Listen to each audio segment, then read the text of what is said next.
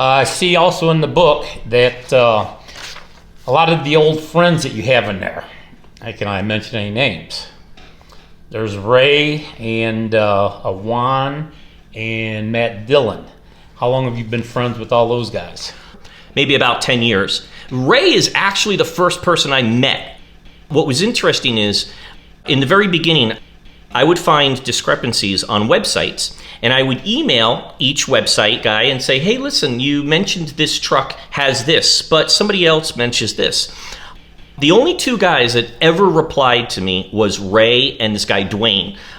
Dwayne, it was the collections of D.P. Smith, around for many, many years. He retired a few years ago. But him and Ray were like the two biggest dealers. Ray always got back to me right away with information, and he would answer me, right? So it just so happened that he was going to be in Florida at a timeshare that was right by my house that I actually used to work at. So I was like, really, you're going to be here? So one day I was passing by, like it was literally 10 minutes from me, and I sat down with him. We were in the lobby, and we just, shoot the breeze or whatever. Didn't see him again for a couple of years until we started doing the shows. So that was actually how that started.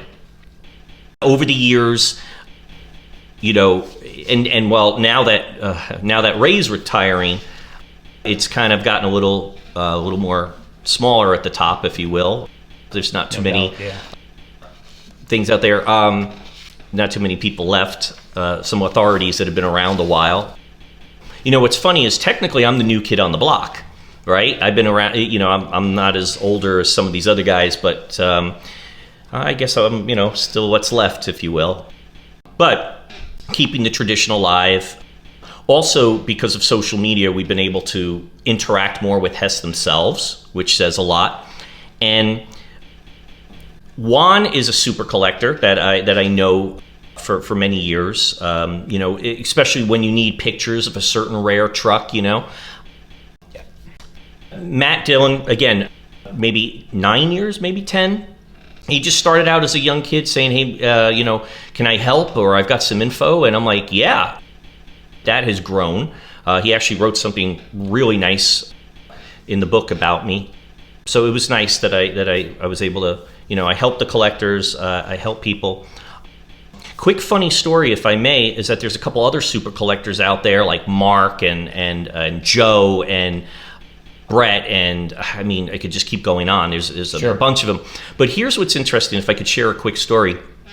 In the very beginning, actually this was Mark, in the very beginning, when I came across these collectors that had super collections or whatever, I was very hesitant to ask them if I could have a picture of something. Like, oh, you have this in blue or whatever. Can I have a picture of it? I was very hesitant in the very beginning. If you look back at the old newsletters, it's mostly text, not really a lot of pictures. So one day I'm talking on the phone, good old-fashioned verbal, and I'm like, hey, Mark, can I ask you something? And he's like, look, I kind of really need this picture of this '67, red velvet or whatever. He's like, no problem. And I'm like, are you sure? Because I kind of need this and I kind of need that. Because the thing is, if I'm going to ask you to take pictures, I need to have the details, under the wheels, there's a lot of pictures involved. Anyway, so what happened was I was very hesitant. And then when I met him at the very first meetup that we did, I was very apologetic because I didn't, I feel like I'm being, that I'm asking you to, do a lot of work, right? And I'll never forget what he said to me. He goes, no. He goes, you don't understand. Any excuse to take out the trucks.